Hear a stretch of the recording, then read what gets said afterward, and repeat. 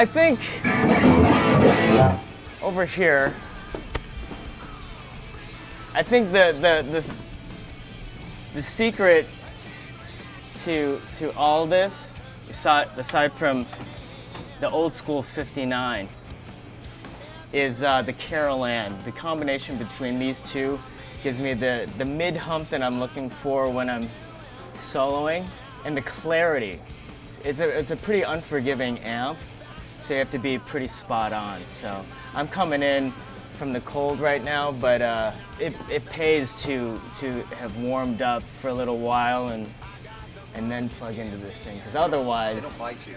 yeah, I mean, when you're on, you're a fucking champion, and if you haven't warmed up, it lets everyone know how much you suck. You know what I mean? So everything runs, cleans up pretty good. I don't like to switch between, like channels and go from. I like to just roll the volume down to get a cleaner tone, but not a completely clean tone.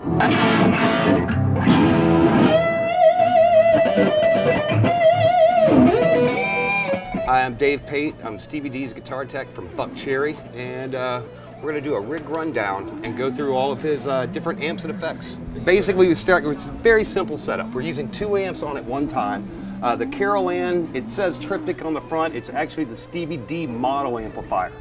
And that's a 6L6 bass, Fender-ish, but with more gain, tailored specifically to Stevie's rig and playing style. So the Marshall Jubilee, which is a great amp, this is a vintage one, not a reissue. They've got the reissues out, they sound pretty good, but this is actually one from '87. This is the meat of the tone. This is basically the low end and some of the high end. And this is here mainly for like mid-range complexity, run in tandem. It's a really, really good signal path. The delays only go through the Marshall. The rest of the effects are run straight in line up front. We got a green rhino for boost.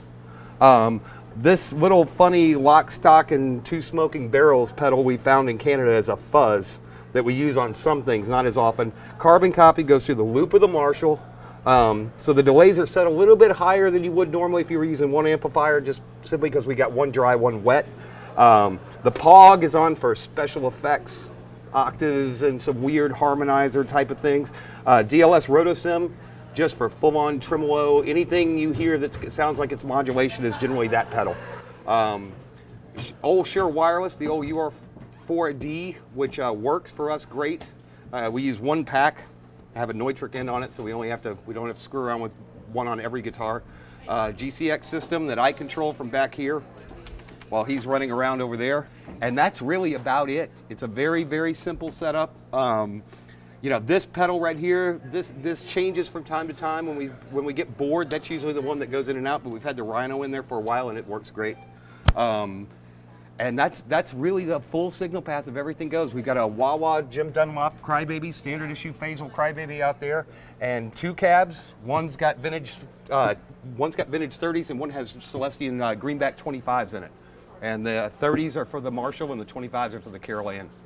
We use only 1 channel on the Carol Ann, although this amp has great capabilities that, it's got MIDI capabilities and everything else. It's got a killer clean tone, but just for ease of simplicity, because he's running around out there, he just rolls off his volume and that's the clean tone.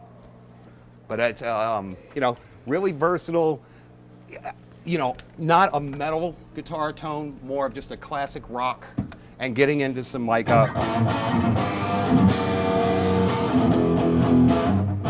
that's just dry rhythm.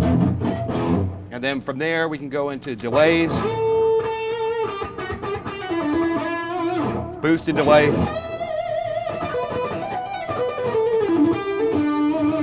Fuzz, we got that if we want the fuzz. You can hear how very gnarly sounding. Wah-Wah I can use there's a boost on the fuzz. That's not very good, but then here's the,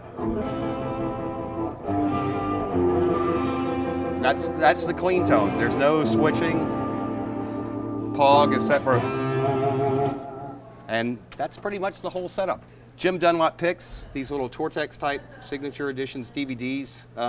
He's got some white ones that are smaller, that are more Jazz 3 shaped, and he was having trouble holding on to them, so he made them a little bit bigger. So that's the That's the official pick. Strings are Jim Dunlop's. Jim Dunlop 10 for 46. Actually got a pack right there. There you go. The main guitar, his main guitar is, he's got two really. This is a Vic's Old School that they did. He was kind of the poster boy for this one. Awesome guitar with a cool top.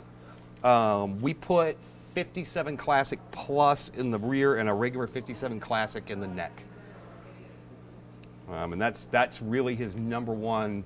This guitar seems just a little bit hotter. We metered it, and it's a little bit hotter than the others. So that's the one he uses for all the heavy lifting solos. The other main guitar is Wrigley, and this is one that I did the old Peter Green, Gary Moore magnet flop. So it's got the out of phase in the middle. That's a great guitar. This one's really, really good. He's beat on this. This isn't all relicking. He's done a lot to this one himself playing it. Got a 74 Paul, which we put this humbucker size P90 in. I cannot remember the name of the guy who made this, but Alan Phillips from Carol Ann hooked us up with this guy, and I can't remember his name, I'm sorry. And it's got a classic 57 Plus in the back. That's a 74 Paul. Lola. It's been beat up pretty good. A Max guitar. This is the Bigsby guitar that's played on a couple songs when the trim is required. That's a cool guitar. Great top. We have a Bill Nash white Strat. It's kind of the warm-up guitar, and sort of we use this every once in a while on a couple things. It's a neat relic Strat with Dirty Taco pickups in it.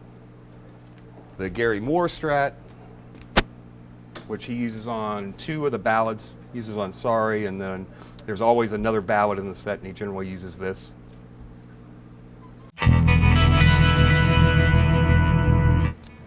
This is what we call the Plank.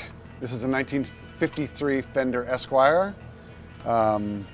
Sometimes tuned in open G tuning, sometimes in standard tuning on this tour. There it is, the Plank. This is a custom Zemitis made by the new Zemitis company in Japan, engraved by Danny O'Brien. They made this guitar for me in 2006, and it's been on the road with me ever since. It is a replica of the disc front that Ronnie Wood plays, and this guitar has WCR Goodwood pickups in it. Strings are always Ernie Ball since 1996.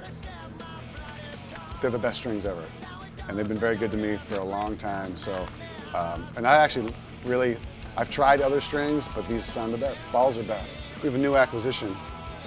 If you look over here at the cabinets, I'm running through a high-tone 412, which has a reissue Fane speaker in it, which is really, really great sounding speakers. They went through a lot of R&D to get new speakers to be like the old Fane. So the high-tone cabinet has Fanes in it, and that's a divided by 13 with Celestian greenbacks in it. And Fred at divided by 13 makes phenomenal cabinets. I love the way his cabinets sound. So on the nights when volume is something that we can juice up, we run two cabinets, and I tilt them back a little bit to ease the pickup in the vocal microphones and save the kids in the front row from being deaf. Hey guys, I'm Marcus Schaefer. I'm Keith's Tech. Over here on stage right, after the amps, we have the effects rack over here.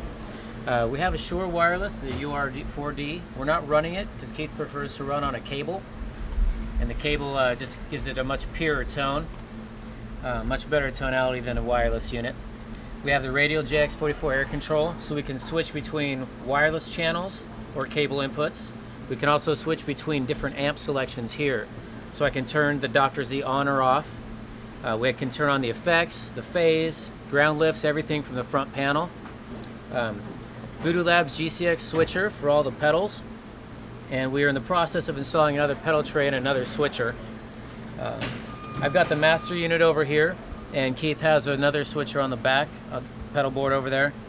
So he can switch, or I can switch for him. Depends on where he's at on stage. Sometimes he'll turn on the overdrive for his solos, be in the middle of the stage. I'll kill it for him after the solo is over. Down here on the pedal tray is where all the magic happens.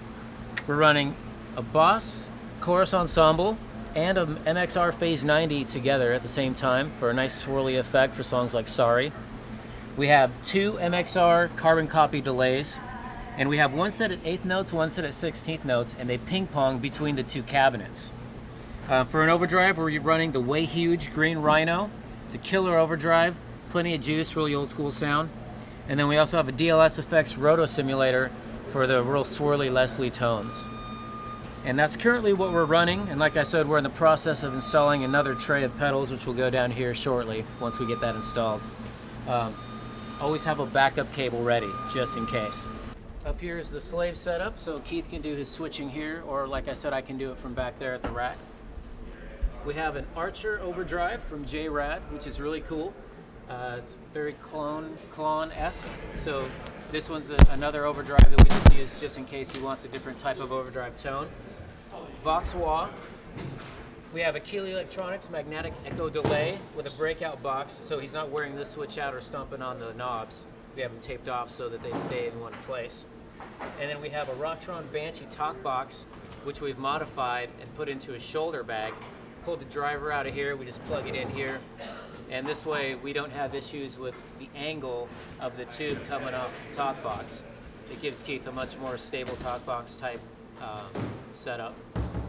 And Voodoo Labs Power Plus 2s, we got 2 of them. And another radial box here. This converts our 1/4-inch cables into mic cables, the XLRs, so we can run a longer cable without having signal degradation. For picks, they're all Dunlop picks, 1mm Tortex. And we also have these new ones that he's liking, the Prime Tones. They're not engraved or anything, but cool pick. So basically, Ernie Ball, Dunlop, and everything else you see here, that gets us that loud, proud tone that Buckcherry's known for.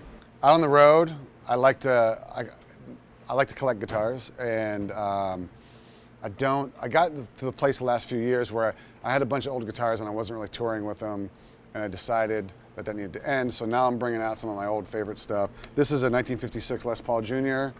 I tuned this one in Open G. I play slide on it. So this is my old Junior. This is a B-Bender Telly that was made by a guy in Washington. And then I found a Fender logo somewhere on eBay and put that on the headstock, tuned in standard tuning, and Jason Lawler pickups, phenomenal Telecaster pickups, B-Bender.